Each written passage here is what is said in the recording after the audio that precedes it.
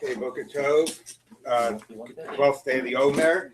Also mentioned, of course, today is Yom HaShoah, so everybody finds an appropriate way to be commemorating that. Today's daf is daf Memhei 55. We pick up in the middle of Nundal and Bet. We have just said that we've dealt with these debates about Meiser Sheni and Hektish and so on, and we have just said that we rule like Rabbi Meir by Meiser Sheni, that it's Mamon Hektish, and because we have a Stam Mishnah like it, basically a position of Beit Hillel that assumes you don't give the gifts of the poor, parrot and olilot from Neta Rabbi, because that's a type of a Maser Sheni or the same laws, which shows that it's not really your money, it's God's money, so you can't marry a woman with it either. So that's we rule like Rabbi Meir. But by Hektish issues, by Me'ilah, where Rabbi Meir has this position that Me'ilah by money, by spending money, it does not take place unintentionally, because then you really don't want to do the transaction. So there we rule the Stam Mishnah is Rabbi Yehuda. There are many Mishnayot in Me'ilah that show that when it comes to using hektish funds, one does transgress Me'ilah b'shogeg, and one does not do it b'mezid. Rabbi Meir takes the exact reverse position. One does it b'mezid, but in general, he's prepared to say that there's Me'ilah b'mezid, which is not the general approach, but one does not do it b'shogeg when it comes to spending funds, taking possession of funds, because you wouldn't have wanted it to have done, and therefore the transaction is void. So the Stam Mishnah there is against Rabbi Meir. It is like Rabbi Yehuda. So now the Gemara picks up in the following place. The Gemara says like this in Nun Daled Amud Bet. Gemara says to Rabbi Yehuda b'Maser Milo Tnan. The line starts with the word V'Hatnan. It's about half of the way down, a little more than half the way down, 3/5 of the way down. If there's an asterisk and it says V'Hatnan. But don't we have a Mishnah? You said we rule like Rabbi Meir, that Maser Sheni is Mammon Gavoa, because Beit Hillel goes like him. But we have a Stam Mishnah like Rabbi Yehuda, that Maser Sheni is Mammon Hedyot, is your money. Havatnan, taught in the Mishnah, Hapodim Maser Sheni Shalo, if somebody is redeeming their own Maser Sheni, Mosiv Alav Chamishito, you add a fifth, right? That's in the Torah. Then you're going to bring the money to a Shalayim. Bein Mishalo, Bein Shinito Lo B'Matana. Whether it's your crops, your fruit, or whether you were given it, and now you're going to, somebody gave you Maser Sheni, and now you're going to, you want to go ahead and not bring the fruit, but so what you do is you transfer the money. But listen to what we've just described. Somebody gave you their Maser Sheni, and now you want to redeem it. It's considered to be your fruit, and you have to add a fifth. Well, how did it become your fruit? Somebody gave you theirs. It sounds like it was that other person's to give, right? And that was like their money that they could then transfer to you. If somebody could give you theirs and it becomes yours by Maser Sheni, why can't you use it to marry a woman with it? So the Gemara says, money, who's this Mishnah going like? Either Rabbi Meir, if it's Rabbi Meir, how can you give it as a gift to somebody else? It's God's money, meaning because it's your fruit, you might have the right to bring it to Yerushalayim and eat it, but it's not fundamentally your property, and therefore, obviously, you couldn't give it to someone else. This is not a Mezid situation. This is where my Sheni. We're not in. Ella Lav Rabbi Yehuda. It must be Rabbi Yehuda. So you see, we have a Stam Mishnah that goes like Rabbi Yehuda. Your fruit grew. You took Maser Sheni, and you gave it to somebody else, and now it became theirs. And if you can do that, you can marry a woman with it. So you got a Stam Mishnah like Rabbi Yehuda. So the Gemara says, look, Rabbi Meir. Nope, that Mishnah could still be Rabbi Meir. How did that fruit become somebody else's? It wasn't you first took Maser Sheni and then gave your friend your Maser Sheni. You gave your friend some of your crop as a gift before you had taken Trumas and Maisros. Okay, here's some of my crop. I know you need some money. I know you're down on your luck. Here, take some of my, some of my crop. I haven't yet been mafresh Trumas and Maisros. You can take care of that, and I give it to you. And you're mafresh Trumas and Maisros. And when you get around to being mafresh the Meiser Sheni, you would give a fifth if you wanted to redeem it. So in that case, I gave it to you before it was Maser Sheni. I gave it to you when it was Tevel. But if you're a Chaver, you shouldn't be doing that, right? Okay, fine. But if I'm giving it to you when it's Tevel, then Tevel is still my money. Okay, it's only when it becomes Maser Sheni it's not mine. Now, of course, you could say 1 minute, but if once it becomes Maser Sheni it's not yours, then the Maser Sheni that's in there already in potential should also not be yours. So that's the next point. The Kasavar, and this Tan would be of the position, before the gifts of Kahuna have been taken, and before Trumas and Mises have been taken, it's as if they don't exist. At this state, you don't look at this grain that it's chulin with untaken truma in it, and 10% untaken maser and 10% untaken maser sheni. If you looked at it that way, then the 10% of untaken maser sheni wouldn't be yours to give. But if you say no, before it's given, it's just tevel. You can transform the tevel into truma and transform it into maser and maser sheni. But right now, it's not untaken maser sheni; it's just tevel. So therefore, if it's just tevel now, then it is totally yours, and you can give it to somebody else. Yes. Why doesn't Me'ila apply to Maser Sheni? Because it's the same. Me'ila is only by something that is sanctified to the base of Mikdash. A korban is sanctified to the base of Mikdash. This has Kiddushin, but the Kiddushin means it's eaten in Yerushalayim, it's eaten by the Kohanim. Okay, it's just striking that it's the same language, like Shel Gavoa. Right. Mammon Shel Gavoa. Right, yeah, but it's a different category. Hektish that we talk about, Me'ila, is better kabayis or korbanot. Okay, so now the Gemara says like this. Okay. So the Gemara says, so therefore that Mishnah sounds like it's Rabbi Yehuda, but it could work with Rabbi Meir. Okay. Tashma coming here. So we're still going to try to prove that we've got some stam mishnayot that go like Rabbi Yehuda, that say it's mamon hedyot. Okay. Another Mishnah says the following: if you redeem your neta ravai, your fourth year fruit. Now remember, your fourth year fruit, according to Beit Hillel, has a status like Maser Sheni. And let me tell you a little secret: you can't have your fourth year fruit when it's in Tevel. Okay, your fourth year fruit, all of the fruit as it's growing immediately has the status of Neta Ravai, right? Of Maser Sheni, right? You understand? It's not Tevel that you're mafresh. It's everything that grows in the fourth year of the tree or of the vine is Kerem Avai or Neta Ravai has the status of Maser Sheni.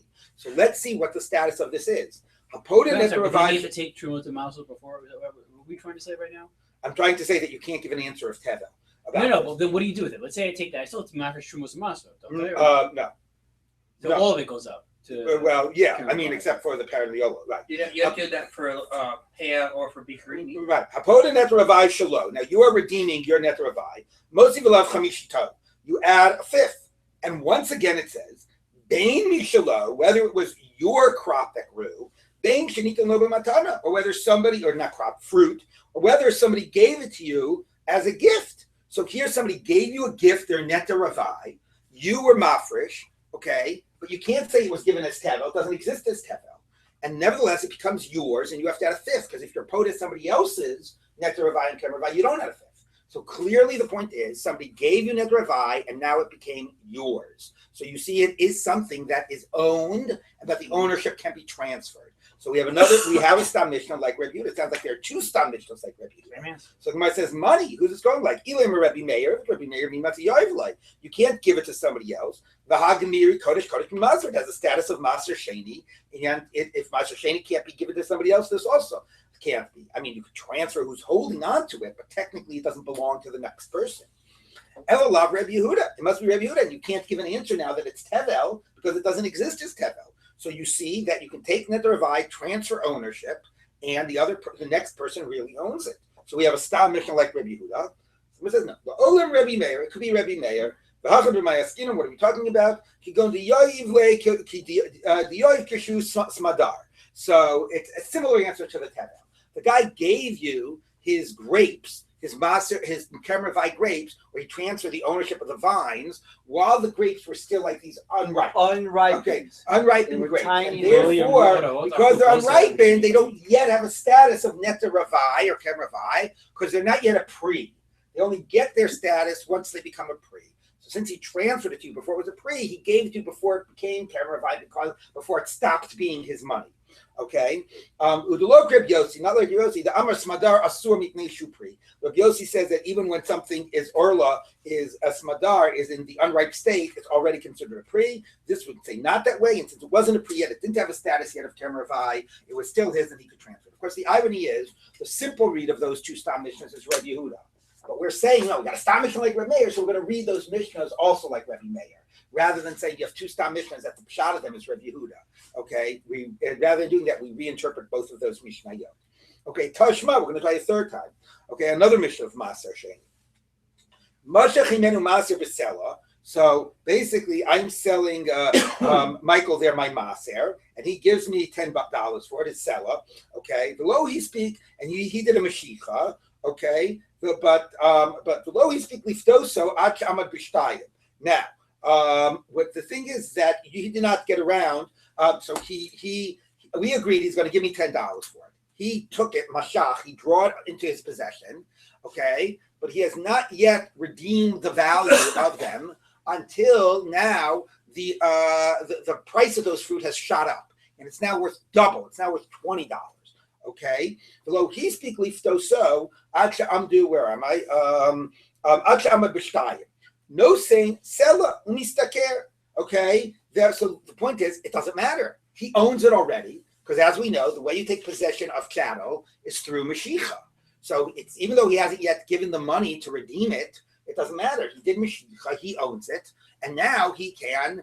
He does not have to, pay 20. He pays 10, right? Because it's already his. Yes. No, do we pay by value, not by volume? What? Do we pay by value, not by volume? What do you mean? Yeah, you do. Yeah, exactly. You pay by value. You redeem it based on its value, right? Not a percentage. Not. You have your no. You take your no. You take your 10% based on volume. I don't know if it's volume or weight actually, but I think it's volume. Yeah, right. Yeah. And now we're converting that to value. No, but now that you have your maser and you redeem it on money, you redeem it based on the value of the maser. When you're transferring it to money, you're transferring it based on value. But now we're devaluating it back to the purchase price.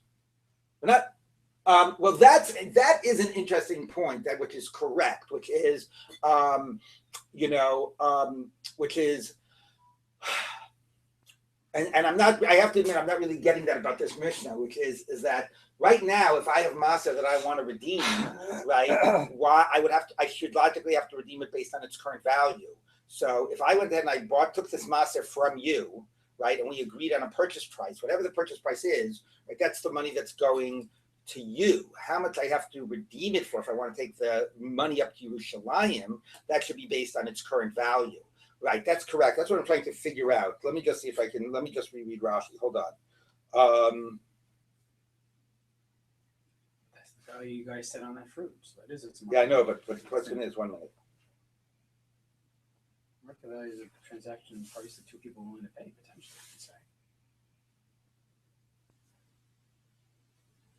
Yeah, I mean, it sounds like in this issue, it sounds like, and I'm not exactly getting it, that the money I am paying you also becomes the money on which the maser is redeemed. But I'm not exactly sure why that's true. I mean, then you doubly lose out in the deal. Basically, then what you gave away your fruit, and you now have money that you have to bring to Yerushalayim. I mean, I guess you didn't lose out in the sense that that maybe you don't have to add the fifth. Otherwise, you would have. So it seems like what's happening here is I have to relook at this Mishnah, but it seems like what's happening here is that the money I am paying you for the fruit I'm buying from you becomes the money that becomes the money on which the maser is being redeemed. So therefore, if the transaction is that I took it from you and I did mashicha, and then the price went up, I pay you based on the original purchase price because that's what we agreed on. That's when it was settled, when I did the mashicha, and then the maser gets redeemed on that lower value. Okay, but why exactly somehow the idea of purchase and podeh is coming in the same transaction? That seems to be assumed, but I have to look into this a little more. But let's just do the case. Because 1 minute. Shani's private property. Well, that's what we're proving. Right. Okay, let's read the case again. Okay, so I was selling Michael this maser for $10. Okay, and somehow, yes, Jonathan, you're correct. The $10 he's going to give me is going to transfer. The kedusha of the maser is going to transfer to it. It's going to be a pidyon. So he speaks liftoso ad shamad b'shtayim, but he didn't give me the money yet. Right, giving me the money is considered liftoso, and now it's double the value. Nevertheless, noting Tzela, he only gives the original price because when he did the mashicha, that finalized the sale, and that was the price we agreed upon. Umistaker b'Sela, and he profits the extra $10. Okay, Maser Sheni Shalom, and he keeps the Maser Sheni. Okay, so he bought it. The price gets determined based on when he did the Mashicha, If the price changed afterwards, he doesn't have to give more money. The sale happened when the sale happened, and that transfers the value on that sale. Now, the problem about all of this is that it shows that he's selling me his maser, right? So money, who's this going like? You didn't Rabbi Meir, am I mistaka b'sela? So if it's Rabbi Meir, it should not be viewed as a sale. If it's Rabbi Meir and I'm giving Michael the fruit, and he's giving me $10, you can't say, oh, it's a sale and it goes by the laws of sale and it's determined at the moment of Mashiach. It's not mine to sell. What it would be is it would be just viewed as a pidyon, right? So I gave Michael fruit and he's agreeing to be podeh that fruit on some money. That's essentially what it is. It can't be viewed as a sale. If that's true, then the pidyon doesn't take place till the pidyon takes place. And when he gives the money, now it's worth more. He has to be poded for more. Okay? By being poded when the money is given. Is this clear what's happening? Is everybody clear on this? Yes? Okay. So here's the Maser Sheni.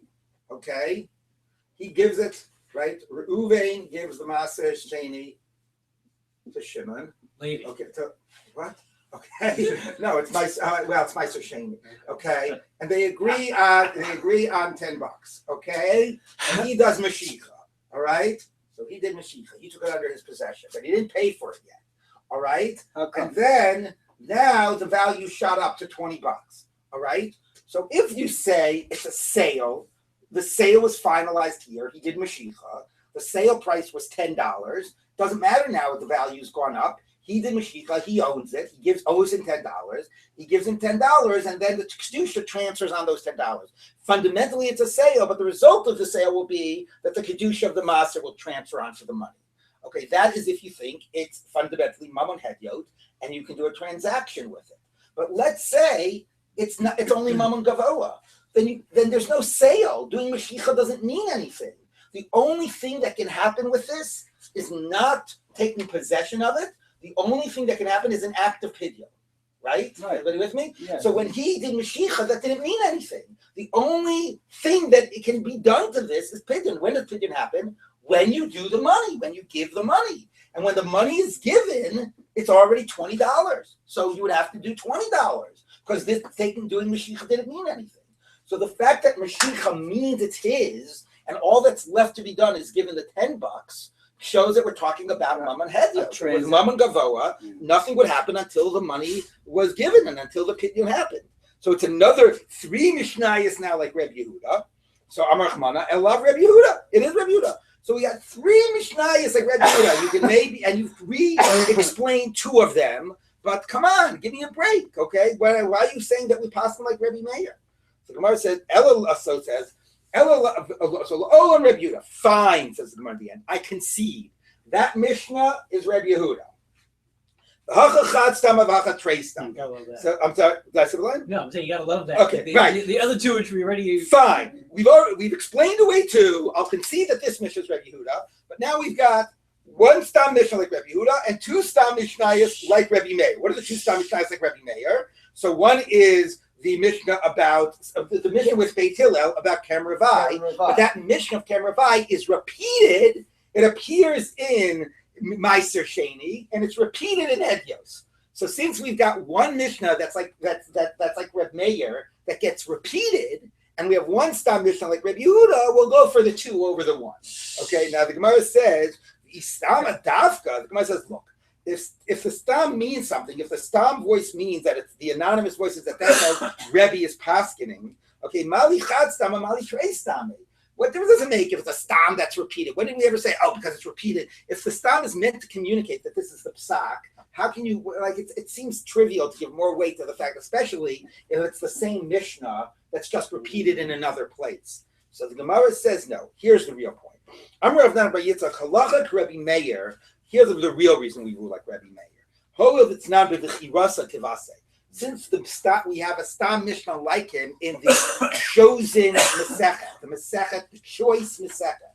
What is the choice Masechet? Edyos. Edios, which is the Masechet of the testimonies that were given, that is seen to be like very like Authentic. Authentic. Thank you. It's a good word. Very authentic. That comes from early traditions, and therefore the Mishnayot that appear in Ediot have greater weight, the Stam Mishnayot, than they do elsewhere. Now, by the way, I just want to point out a certain delicious irony about this, which is if you read Edios, right? Edios, the Gemara says that how is Edios taught? Edios taught was, if you remember, there was this whole debate, and I'm forgetting who the protagonists were, about whether in the Beis Medrash you only allow people that have the highest caliber, and it's an elitist approach, or whether you let everybody come in and, and because that will be Marbet Torah. And I forget, I can't remember who it was. Rabbi Yeshua? It was Rabbi Yeshua and Rabbi Gamliel, was it? Yes. And It was when Rabbi Gamliel was bringing a lot of new people into the they opened up the doors of the big. When who? Who was the Rabbi populist? Gamliel was dethroned. Rabbi Right, Rabbi Gamliel. Yeshua is the populist, right? Yes. So anyway, right. So Rabbi Yeshua became the head, and they opened up the yeshiva, and they had to add all of these chairs and whatever. And it says that's when they taught Maseches Edios, because they let all these people in, and a lot of people had testimonies about Torah that they might have been huge Talmidei Chachamim. The Maseches Edios actually talks about how some like weavers came and gave testimony, but they had authentic traditions. So, and that's where Maseches Edios was taught. And what this Gemara, it's not the only Gemara says, it says this: the weight of the Mishnayos and the teachings in Maseches Edios have greater weight than other Mishnayos, even though the whole thing was gotten because of you opened up the doors and you allowed a lot of people in that otherwise you wouldn't have let in. What they had to say in the end not only is equivalent weight, it actually winds up carrying more weight. So that's why we pass like Rabbi Meir, even though it's true that there's Stam Mishnayot like Rabbi Yehuda. If we had to admit it, the other Mishnayot, those were kvetches, right? To say it was Rabbi Meir, there are Stam Mishnayot like Rabbi Yehuda. We're going to take the approach of Maser Sheni Mammon Kavoa, because that's what we teach in Maseches Edios. Okay, and that's why we like Rabbi Meir. What? Don't you think that is one of the deepest tensions that continue throughout all of? Sure. In other words, the populist versus Yeah. elitist sources of authority. Absolutely. It's so deeply Yeah, felt. I mean, and to Today, some degree, right now. Sure, and of course, and to some degree, you could also see it in terms of the issue about the dynamic in halacha between Gemara and Minhag. The community does X, but from the sources, it looks like the halacha should be Y. Right? How much weight do you give to communal practice and use that as the lens through which to interpret the canonical sources, or how much do you say no, the canonical sources trump? So there's that's an ongoing tension. Could you use a different verb other than Trump? Okay, how much say Clinton? You see this in non-Jewish works of ancient times. Plato was an elitist. Right. Well, clearly. What a surprise that the intellectuals were the elitists. Okay. Then Now, they reinstated the Rabbi David. Yeah, I know. It didn't end there. Okay, but at least they got that in. Okay, so now we turn officially to today's daf, and interestingly, see, this is the problem about being a little bit behind, because actually that was the end of the whole discussion yesterday. That stopped. We passed in like Rabbi Meir by Maser Sheni and Rabbi Yehuda by Me'ilah, and now we actually turn to a new topic. I mean, not totally new, but it's really detached from that previous discussion. So let's start officially on today's daf. Top of Nunei. Tanan, actually, but this will go pretty quick. Believe it. Tanan Hasa. Okay, we taught over there in Shkolim. Behema shenim says from Yerushalayim, Lemigdal Eder. A behema was found on the outside of Yerushalayim, in the immediate precincts on the outside of Yerushalayim, between Yerushalayim and Migdal Eder. I do not know exactly how distant Migdal Eder is. Somebody can go and find out on Wikipedia right now. Not too distant. Okay, so the immediate outskirts of Yerushalayim. And that's, that radius around. So within, I don't know, whatever, a 2 kilometer radius, I'm making that up, but somebody can go find it out. So is an opinion that it's 15 kilometers south of Jerusalem. 15 kilometers. Okay, fine. So 15. How much is that in what is that? Miles. Yeah. By 10 miles. 10 miles? Oh, that's a lot then. That's not that, especially before you had cars. That's a lot. Okay, so about a 10-mile radius around Yerushalayim, you find an animal wandering around.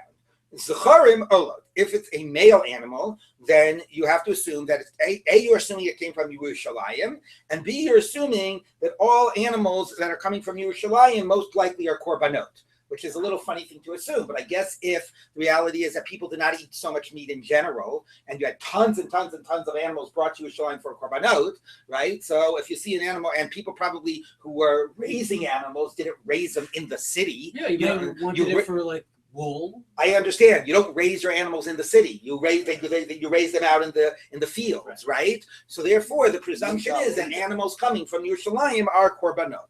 Okay, so if it's a male animal, you assume it's an olah, because olahs can only be male. Only to the right age. We'll get to that. Nikevot, if it's female, then that can't be an olah, zivchei shlamim. So you assume it's a shlamim. So the Gemara asks first a question. It interrupts before it gets to its bigger point. I don't get it, says the Gemara. If a male animal, yes, can be an olah, but just because all olahs are male doesn't mean all males are olahs. A shlamim can be male or female. So if it's a male, why aren't we concerned that it might also be a shlamim? A male could be an olah or a shlamim.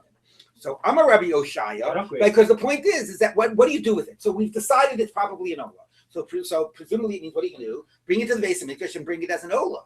But 1 minute. If it's a shlamim, you can't bring a shlamim that's an olah.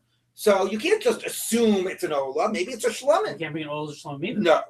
What? You can't bring an olah or shlamim. Correct. So what are you supposed to do with it? Why do we say it's an olah, and what are you supposed to do with it? So I'm a Rabbi Oshaya. Hacha. So Rabbi Oshaya's read of this Mishnah is going to now be the focus of our discussion. Hacha b'vo l'chov b'damei maskina. What we're dealing with is you're a tzaddik. You found this animal, and you want to make sure the right thing is going to get done with it, and you're willing to use your own money to ensure that the kedusha gets properly dealt with here. Okay, and what are you going to do? And this is what it means. The male has the possibility of being an olah. The female can only be a shlamim. The male can be an olah or a shlamim. Great. Okay, it could be one or the other. Now, what are you going to do with that? Rabbi Meir, it's Rabbi Meir that says that you can take something out to chulin if you do it even willingly and knowingly. Okay. Okay. And therefore what? So what are you going to do? So Rashi says what you're going to do is you're going to take 2 piles of money. Okay, this animal is worth $100. So you take 2 piles, $100 each, and you say, look, if this animal's an olah, I'm transferring it to this pile of money, okay? And then what this the other pile of money will be is I'll be makdishit kedusha shlamim b'nedava. If, however, the animal is a shlamim, then I'm transferring it to pile of money B, and I'm making pile money of A into an olah, right b'nedava. So at the end of the day, one pile is an olah, one pile of money is a shlamim. Okay, one was because of the kedusha that got transferred. The kedusha got transferred to A or to B, and the other one was a kedusha that I instilled right now. Right? Is that clear? So one and then you bring both. And then I bring both. $200. When I bring $200, I bring 2 korbanot. One will be the transfer, okay, of the animal, and the other will be my gift. Which I don't know. So what happens with the animal? Yeah. And the animal, is redeemed. Now here's the problem. The problem is that the animal presumably has no blemish. If it had no blemish, you wouldn't need Rabbi Meir. You could obviously redeem it. So just because Rabbi Meir says there's an idea of me'ila, which is misuse of hektish funds, since when does that transfer into an idea that I can redeem an animal that doesn't have a korban that doesn't have a blemish? Right? Those don't exactly connect, right? Me'ila is misuse, stealing, misappropriation, benefiting. So even whatever he says about that, how does that relate to my ability to redeem an animal without a blemish? Now, I'll get back to that. Rashi maybe thinks that you can somehow connect them, but I want to just tell you how just wait till it gets a blemish, right? Well, that's what I was going to get to, but I want to tell you how Tosas reads this. And this is like probably the pshat, but it's just so shocking you understand why Rashi avoided it. Tosas says, you are such a tzaddik. You want to figure out what to do with this animal, what to do with the kedusha. You can't redeem it because it doesn't have a blemish. So here's what you're going to do. You're going to steal it. Okay. So therefore, I'm going to take the animal and I'm going to say, I'm going to take this for myself, but you're doing this because you're trying to be a tzaddik. Not okay. And now you took it for yourself. What was that act? That was an act of Mila. So what happens with Mila? The kedusha goes off. But now the kedusha went off, but now hektish lost out. So what I'm going to do now is I'm going to bring an olah and a shlamim. In the end, hektish I don't have a technical obligation. I mean, you don't do a korban Mila? No, because it's amazing. Okay, so therefore, in the end, the Beis Hamikdash gets its due because I contribute an Olam Shlamim, and I got this korban. I saved us all from having to worry what to do with this animal because I got it to go out l'chulin. I'm such a tzaddik. Okay, I am willing to risk my own, religious, Chelik and all Olam of Yeah, in order right. to deal with this animal problem. So the Gemara is, of course, going to ask that question in a few minutes. Okay, but anyway. But that's what it says. So that only works for Rabbi Meir because I mazed, right? And I nevertheless achieved taking this animal out to Chulin. Okay, so that's the case. For Rabbi Meir, the Amar Hektish b'mezid mitchalel. You also understand what it means. Hachabal lachov b'dmeihem. It doesn't say you're coming to redeem them.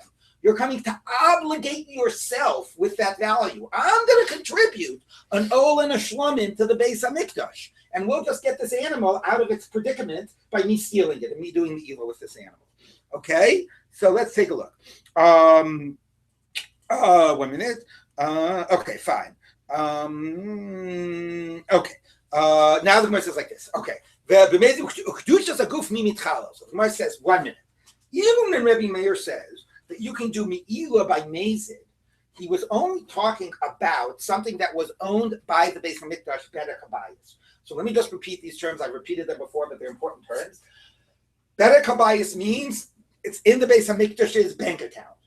You owe it's funds that they owe, and they can now use it for whatever thing. So I can contribute my car. Bedek Habayis, they own my car. I said, I meant own. They own my car, and they can go ahead and sell my car and use the money and use it to do whatever they want. That's Bedek Habayis. Bedek Habayis is basically it's in their bank account.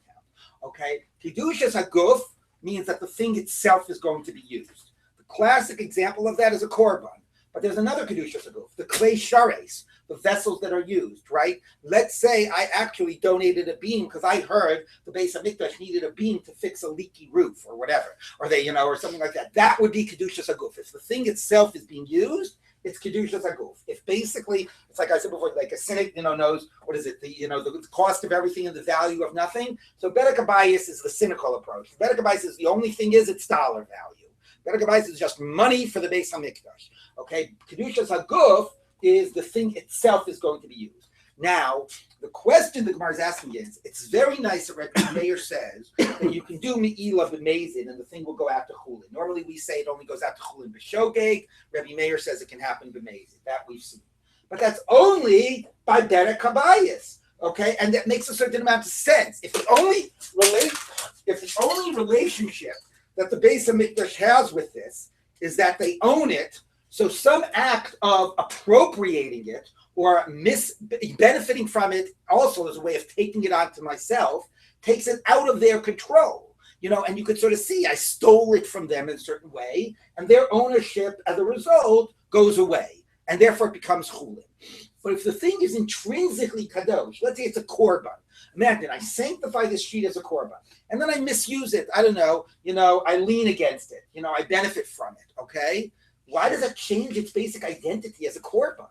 So normally, whether shogeg or mazid, when Me'ilah takes something out l'chulin, it's when it's Bedek Habayis. And the relationship of the Beis Hamikdash to it is just that it owns it. But when the nature of the thing is that it has intrinsic kedusha that defines its nature and its identity, the fact that I've misappropriated or misused it or tried to take possession of it is not so obvious, and not just not obvious. The normal assumption is that it does not make the kedusha go away. Yes, Charlie. A firstborn donkey Yeah. has Kiddushin Haguf, but isn't going to be used. Yeah, that's not the same. It doesn't have to use just a goof. It's not the same way. Okay, so anyway, no, but I don't want to go there. Okay, so the Gemara says like this. It says, okay, the Kedushas Haguf mean chalo. So forget Mazid and Shogeg. Since when does Kedushas Haguf go off because of Me'ilah? Mitchalel, right, means that the Kedusha, it gets desacralized. Okay, V'hatnan, we taught in Mishnah, Ein Moel Acher Moel b'muchtashim, Ela b'vehemo b'chlei sharis b'vad. You cannot do multiple Me'ilahs by something sanctified. Why can't you do a multiple Me'ilah on the same object? Why can't you do a multiple Me'ilah on the same object? Because once you do it once, it's already Yotzei L'chulin, okay? Isn't there that old Buddhist saying, you can't cross the same river twice? You know that saying? Because once you cross it, it's not the same river. So, and then apparently the comeback is you can't cross the same river once. But okay, you can figure that out. That's true. Anyway, so you can't do Me'ilah on the same object twice. Once you've done Me'ilah, it stops being Kadosh. So Ein Moel Acher Moel B'Mukdashim. There's not a Me'ilah after Me'ilah on something sanctified. Ella, the exception is B'Vheima, which means a korban, Uvechlei Sharis Bavad, because a korban and the holy vessels have Kedushas Haguf. So Kedushas Haguf, even after Me'ilah, do not lose their Kedusha.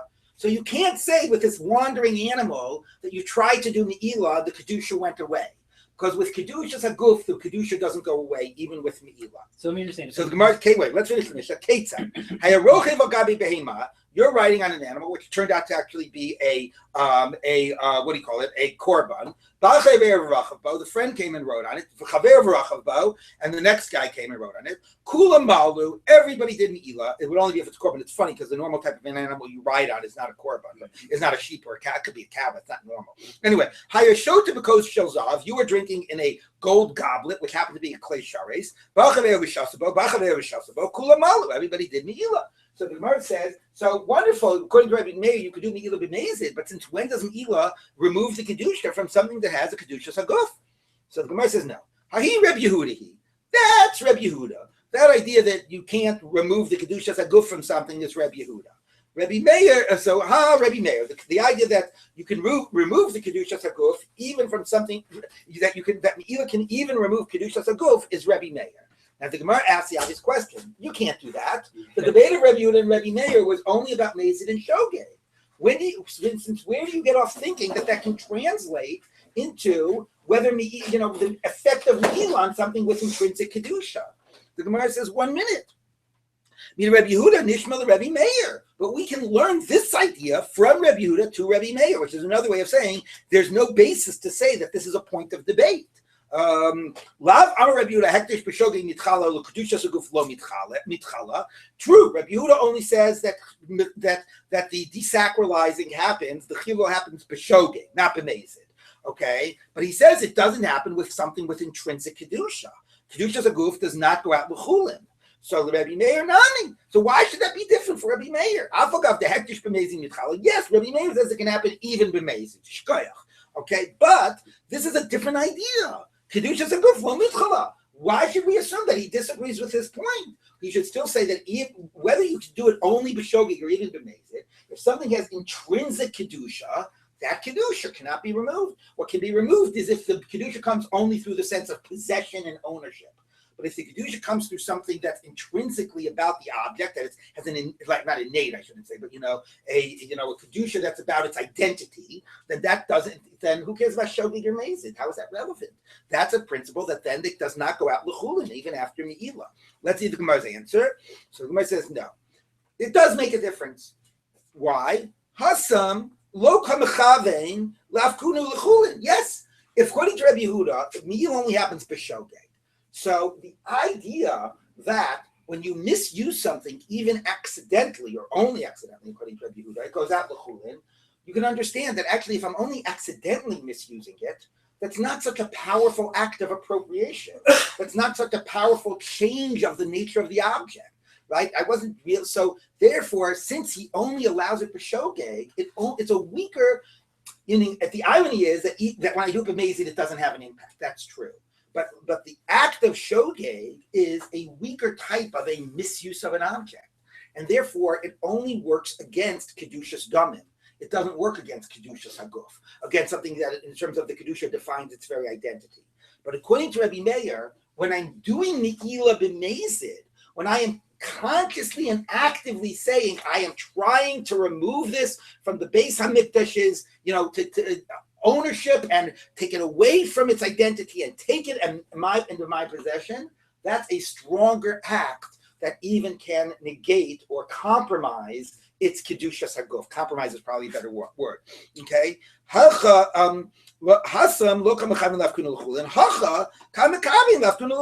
trying to desacralize it. So if you're doing it knowingly and trying to desacralize it, now Rabbi Yehuda would say that does nothing. But if you're going to say like Rabbi Meir that it works, once you're saying it works according to Rabbi Meir, it works in even a stronger way. Okay? So that's why, according to Rabbi Meir, He says yes. So here we actually have a nice development of a concept of Rabbi Meir, besides the absurd idea that you're going to willingly do me'ila in order to save this animal. Okay, but we have the idea according to Rabbi Meir that Rabbi Yehuda says there's, it's all like a gzeros hakasa, that the things goes out l'chulin, and the Torah only allows it by a classic me'ila of shogeg. If it's b'mezid, it has no effect. But Rabbi Meir says, I think, but if we had not, if we had come to this uninformed and a priori, and I asked you, do you think that it's? Do you think that when you misuse hektish knowingly, you think it's better or worse? You would say it's worse. Which one do you think has a more likelihood of changing something's status? Of course, when you do it knowingly, right? And when you're trying to desacralize it, when you're trying to, so that's basically what Rabbi Meir says. Once you get over the hump that that me'ila is only supposed to be b'shogeg, and you allow for the fact that me'ila happens b'mezid, then he says, then that's actually going to be a stronger form of me'ila, and that's even going to negate its kedushas haguf. Okay, so that's why this works for Rabbi Meir. Yes. So you mentioned that the kedushas haguf can only be by like a beam, which is actually used in the Beit HaMikdash or like a korban. But say your car, which is right. You use it whatever it is. So right. If you drive that, you're not representative of Beit HaMikdash, and then if I drive that same car, so then we both are what? We both commit me'ila then. Right? No, only I commit me'ila. What if it's a car? Yeah, it's a bias, right? So, I mean, I think it's an interesting question of what type of a use constitutes kedushas haguf. Yeah. If the Beis HaMikdash uses this car, if it's the like the Pope mobile, the Kohen Gadol mobile, right? Is any use a kedushas haguf? Does it have to like have a direct mikdash use? You know what I mean? Not just used by the activities of the Beis HaMikdash, but like connected to the actual structure itself and the and the korbanot itself. So I don't know the exact answer to that. That's a good question. Yeah. So if it has a stronger impact by being measured, then should the punishment be stronger also? Well, yeah, logically, meaning there's no korban, but there might be, God like lashes or whatever, right? I mean, that's a general question, even in Rabbi Yehuda. Like, if you're still over on an issur, even though you don't bring a korban, right? So it's confusing by me'ila, because normally by me'ila, when we discuss it, we're not interested in talking about what issur you're over and whether you get punished. The normal focus of the discussion is bringing a korban me'ila and the object going out l'chulin. And korban is only b'shogeg. And the normal presumption in Rabbi Yehuda's approach is that it goes out to chulin only b'shogeg, right? So Rabbi Meir concedes that a korban is only b'shogeg, but he says it's going to go out to chulin even b'mezid. That's Rabbi Meir's finish. Okay, but we generally aren't even talking about like what punishment you get b'mezid, but yes, that's a separate issue. Okay, so now the Gemara says like this. Aim or Desham say so fine. So Chiddush now we've just said is if Rabbi Meir has me'ila b'mezid, it would even take out an object with kedushas haguf to chulin. So the Gemara wants to sort of still figure this out. Aim or Desham say the Rabbi Meir b'kachay kachim. When is that true? By something that has the highest level of kedusha, meaning it's like an ola or a chatos. Okay, b'kachim kalim mishamisle. But one of the cases of this mission about the wandering animal was that it was a female and it was a shlomim. So here you are, you're trying to be a tzaddik and do me'ila with this animal and make it go out l'chulin. So first thing we had to point out was that compromised the kedushas haguf according to Rabbi Meir, and it's able to do that. But how can it do that by something that has a lower level of kedusha? Now again, intuitively you should say 1 minute. If it has a lower level of kedusha, its resistance should be less. But no, in a way, actually, the Gemara's question makes a lot of sense, right? If something is very, very holy, think about something very delicate, it can be damaged more easily, right? It's more easy for some type of a wrong thing to compromise its status. But if something actually has a lower level of kedusha, you might say, it's like, then a little misuse, right, doesn't as much go against its very nature and its very identity because it wasn't so as holy to begin with. So ironically, or not so ironically, the Gemara is saying actually, if it's just a shlamim, maybe then it wouldn't go out l'chulin because classic me'ila, remember, is by Berek Habayis. And Berek Habayis is like kachei kachim; it's fully owned by the Beis HaMikdash. So now we've said that it also exists by kedushas haguf. But that at least would be a similar type of a kedusha, totally the Beis HaMikdash is a korban, a beam, a klei shares, and a kachei kachim. But kachim kalim, which to some degree is still mine, I'm going to eat the meat from it, right? So maybe it's not so holy that the act of me'ila would compromise its kedusha and make it go out l'chulin. Okay, so would you say that? So the Gemara says, Amalei Ahumi Rabbanan. So one of the rabbis, Rabbi Yaakov Shemei, Rabbi Yaakov, what's his name? Kal v'chomer. He says, no, it's a kal v'chomer. It's a lower kedusha. It actually goes away easier. Not what I was explaining. Kachim mitchalin. If kachim can go out l'chulin, kachim kalin will close again. A lighter thing can certainly go away. Okay, so I think you. I mean, maybe that's what you naturally would have said, but I think you can really appreciate the presumption of the Gemara that it might be harder to be compromised if it's not so holy to begin It's like with. Tuma and Okay. Torah. The things that are more kosher, Exactly. attract Tuma Tuma much work- more easily. They're more Right. vulnerable. More vulnerable. But the answer is no. If the Kedusha is less weighty, it goes away more easily. What are we trying to Okay, prove here? In the We're end? not trying to prove anything. We're trying to work out, now that we know this fascinating position of Rabbi Meir, that there's Me'ila b'Nezid, we're exploring it. That's what we're doing. We're not doing it, we're exploring it. So we've got this funny mission of a wandering animal, and the way one Rabbi Oshai has explained it is you willingly did Me'ila. And it's according to Rabbi Meir. Well, that allows us to explore Rabbi Meir's position of Me'ila b'Nezid. Now we're finding out that according to that read, for Rabbi Meir, that you have Me'ila b'Nezid, it would work even with something that has Kedushas HaGuf, would make the Kedusha go off, and even with Kachim Kalim, it would make the Kedusha go off. Those are two things. Yeah, it's not a problem, but those are two things we usually never say, right? We say Me'ila is only by Shogeg, and it's only by Beta Kabayis. So now, once you're willing to say it's b'Nezid, we open up the possibility that it's by Kedushas HaGuf, that it's by Kachim Kalim, and that becomes what Rabbi Oshaya winds up understanding about this mission. Is it accurate to say that when Me'ila works, that's why it's like a type of Geneva? Because even a type of Geneva is a possession, right? Yeah, so that's why the Beta Kabayis, whether Me'ila is fundamentally about misuse and benefiting, or whether it's about appropriation and stealing, to some degree could be seen as based on whether we're talking about Beta Kabayis or Kedushas HaGuf. Is this an unusual phrase, Amal Ve'ahu? Why don't they just say... Yeah, well, I'm a Rebbe Yaakov, because it means he was not like one of the, he was normally more of the anonymous crowd. Like if somebody in Tshuva writes, one of my students made a point to me, and you might name the student, but nobody else knows who you're talking about, right? So you want to give acknowledgement, but it's not like he's a known figure. Okay. Now, Idmar Nami was also taught, Amar Rabbi Chamer Rabbi Yaakov, Amar Rabbi Yosef Rabbi Chanina, Omer Hayi Rabbi Meir. Rabbi Meir used to say, Hektish memezi mitchalel. Hektish goes out to chulin when you do it willingly. B'shogeg ein mitchalel. Again, if it's a misappropriation of funds as opposed to a benefiting of it, it does not work b'shogeg because then the sale is void, right? That's everything we've been talking about the last 2 days.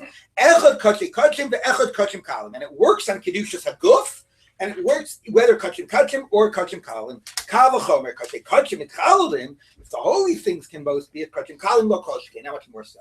So this was development number 1.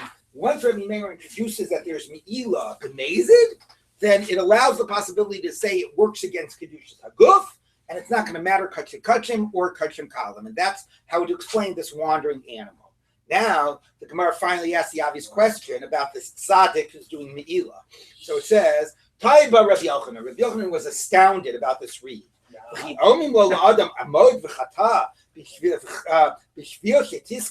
You tell the person, go and sin because that'll make things better in terms of what we're doing with this animal. Like, how can we give license to that? Why would the Mishnah paskin how you to treat this animal if not trying to tell somebody, well, this is what you're supposed to do? So it's a Mishnah advocating to somebody to go do Me'ila. Okay? So, Ella Amar Rabbi Yochanan, that's not the pshat of the Mishnah. The pshat of the Mishnah is like Michael said. Mamtin, the Gemara should have just asked Michael at the beginning. Mamtin la'acha to mom. No, so you want to know what you think the animal might be, so that you don't deal with it right away. You wait till it gets a mum. And once it gets a mum, then we can redeem it. Okay?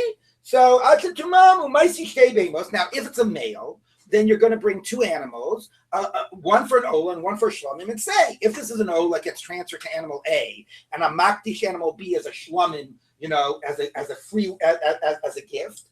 And if it's a shlomim, I transfer the kedusha to animal B, and a makdish animal A as an ola as a gift. Okay, but you wait till it gets a blemish. Nobody's doing any me'ila. Just wait till it gets a blemish. Paying twice as much, or just say the value of this animal now can be redeemed, and then I split the money between all. No, because then you're misusing half the money.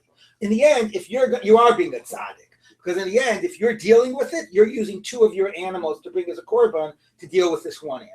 So you are being a tzaddik here, but you're not being a rush at the same time, okay? You're waiting till it gets a blemish, and because you don't know, a female could only be a shlomim, so you only need to wait, so you can actually bring the animal directly if it's a female. You don't even have to redeem it. But a male that's either an Ola or a Shlomim, you wait till it gets a mum and you get two animals, and one of them is a substitute and one of them is your But again, this is only if you found at the right age, right? Well, the Gemara's going to get to that, okay? So now I think we can actually finish the daf if there's no questions, because you'll see it'll go very fast. So the Gemara says like this, okay? You bring two animals and you make the stipulation, like I just explained. Amar Mar. So now let's analyze this. Zecharim Olas. If it's a male, we're reading it. It could be an Ola, okay? It could be an Ola, it could be a Shlomim. So, and you don't need two animals. So the Gemara says, 1 minute, why only two? Maybe it's a Toda and not a Shlomim. Okay, Toda is sort of like a subset of Shlomim. All right, the Maisi Nami Toda. Fine, bring 3 animals. Okay, and 1 minute. If it's a Toda, you don't just bring an animal. The animal has to come with these loaves of bread. Okay, the Maisi Nami Lechem. You bring the bread. And again, so either if it wasn't a Toda, then you were makdish the animal and the bread as your nidav, as your gift. Okay, and if it was a Toda, you transferred and you were makdish the other two, the Shlomim and the Ola. So you have all 3 possibilities. One of them is the transfer, and the other 2 are your gift. Okay. The Dilma Asham who, now maybe it's an Asham, and that's a real problem, because an Asham you can't do as a free will.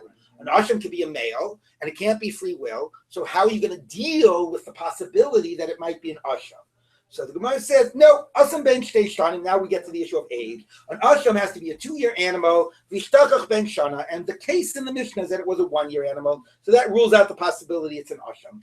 Dilma Asham Mitzorahu, Asham Nazirhu. Maybe it's an Asham of a Mitzorah, an Asham of a Nazir, which was a 1-year-old animal.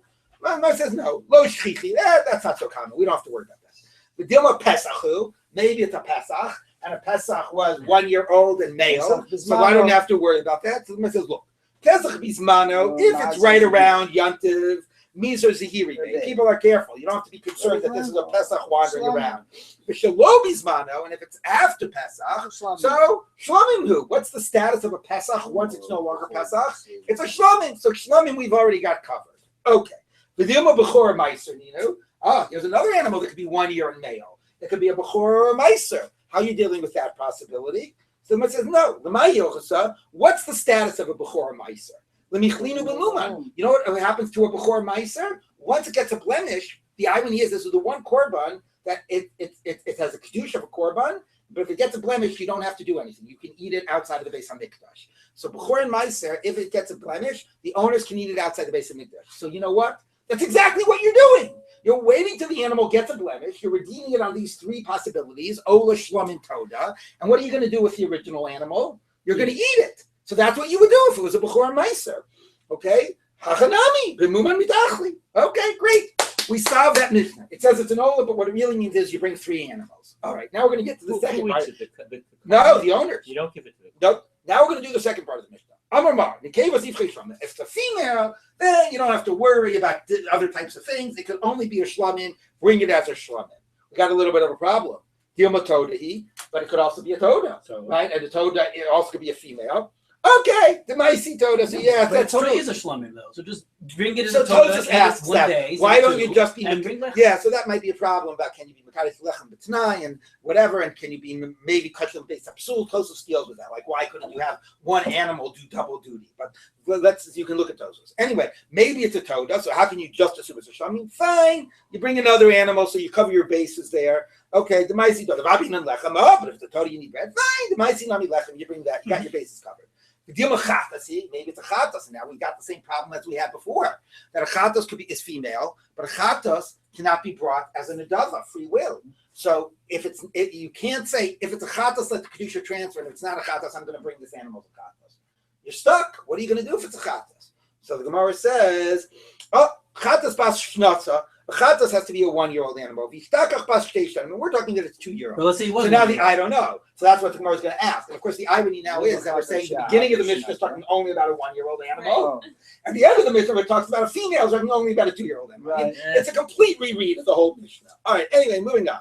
The Dilma chatas shava shnasa. Maybe it was a chatas and it's been wandering around for a while, right? Or it's more than a year old. So maybe it's still the chatas. No, lo shliach. That's not so common. That it would, if it's going to get, it would not have been wandering around that long, or if it would have been brought already, whatever. That doesn't happen so much. Okay. So now the Gemara says, what is it if it's a 1-year-old animal? Yeah. You found a 1-year-old female animal running around. What are you supposed to You have to do? let it die. Maybe it's a chatas. Exactly. So the Gemara says, Tani, we taught a brisa, Chananya ben Chachinai Omer, Eis bas shnata lechatat. That's a pasuk. Okay, a goat of 1 year for a chatas, which means if because it could be a chatas, you got to bring it as a chatas. So the Gemara, you can't do anything. You got to, a chatas can only be brought as a chatas. So you can't do a free will. So the Gemara says, chatas sakudaitich. What do you mean? But maybe it's not a chatas, right? Maybe it's a, what do you call it? Maybe it's a shlamim. That doesn't give an answer. Ella amar baye kichatas. No, it means you have no choice but to treat it as a chatas, which means what? You put it in a cell and you let it die. And then you bring. You don't bring anything. No, I thought you wanted to do something with this. So I guess you could say, if it has kedusha shlamim, I'm transferring the kedusha, and I'll bring this animal as a shlamim, and regardless, I'm now going to let the animal sit in a cell and wait for it to die. Right. That's what you'd have to do because it might be chatas. So it would be two, a shlamim and a toda, and let the animal die. Right. It's funny.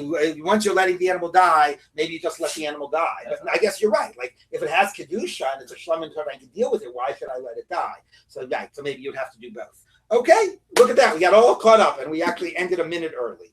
Okay.